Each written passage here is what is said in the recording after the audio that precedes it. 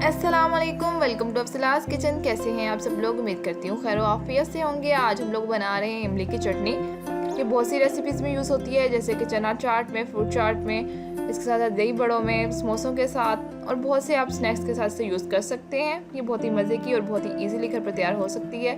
तो रेसिपी जानने से पहले काइंडली चैनल को सब्सक्राइब करें, वीडियो को लाइक करें, शेयर करें फैमिली एंड फ्रेंड्स के साथ, और इसके साथ साथ हमें इंस्टाग्राम और फेसबुक पेज पर ज़रूर फॉलो कीजिएगा ताकि कोई भी अपडेट हमारी मिस ना करें। यहाँ पे मैंने लिया है 2 ग्लास पानी। हम फ्लेम को ऑन कर लेंगे, उसमें डालेंगे इमली। तकरीबन 1 पाव इमली लिया मैंने।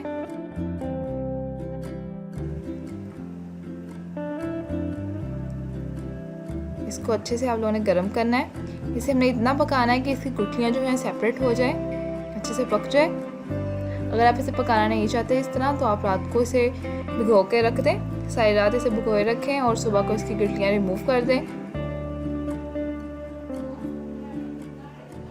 इसे अच्छे से पकाएं यहाँ तक इसकी गिल्टियाँ ये देखें सेपरेट होने लग पड़ी हैं। अब इसे अच्छे से मैश करें, अच्छे से इसे मैश कर लेना है हमने। और इसके बाद इसे छान लें किसी कपड़े या पोनी की मदद से। ये देखिए हमने पल्प जो है इसका सेपरेट कर लिया है। इसे पैन में डाल लेंगे।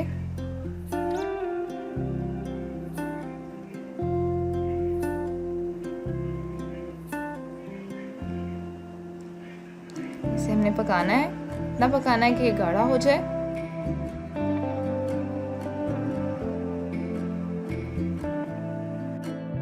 डालेंगे कुटी हुई लाल मिर्च ½ teaspoon, salt ½ tea spoon,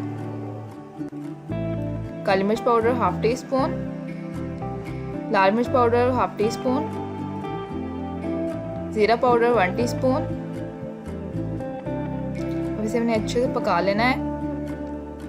अगर आप चाहें तो मसाला जात में से कोई चीज़ स्किप भी कर सकते हैं जो आपको टेस्टी नहीं लगती है, अपने टेस्ट के अकॉर्डिंग। इसमें डालेंगे चीनी। यहाँ में मैं 8 टेबलस्पून चीनी ऐड कर रही हूँ। इसे अच्छे से पकाएं। आप चीनी कम या ज़्यादा भी ऐड कर सकते हैं।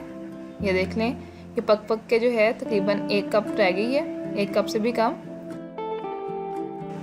अब हम इसमें कॉर्नफ्लोर ऐड कर देंगे। 2 टेबलस्पून कॉर्नफ्लोर लेके उसे पानी में अच्छे से मिक्स करें और इसे चम्मच को आप रेगुलर हिलाते रहें। इसे कंटिन्यूसली हिलाना है, नहीं तो ये गुठलियाँ बन जाएंगी। इसे 3 से 4 मिनट के लिए लो फ्लेम पे पकाएं। ये देखें जी हमारी सॉस रेडी हो गई है, इमली की चटनी रेडी हो गई है। ये बहुत ही मज़े की, बहुत ही टेस्टी बनती है। इसे ज़रूर ट्राई कीजिएगा, अपना रिव्यू हमारे साथ शेयर कीजिएगा। इसे आप लोग एयर टाइट कंटेनर में डाल के तकरीबन 1 मंथ के लिए इजीली फ्रीज़ कर सकते हैं फ्रीज़र में। मिलते हैं अगली वीडियो में, तब तक के लिए अल्लाह हाफ़िज़। बहुत ज़्यादा ख्याल रखिएगा, अपने से जुड़े लोगों का ख्याल रखिएगा, दुआ में याद रखिएगा।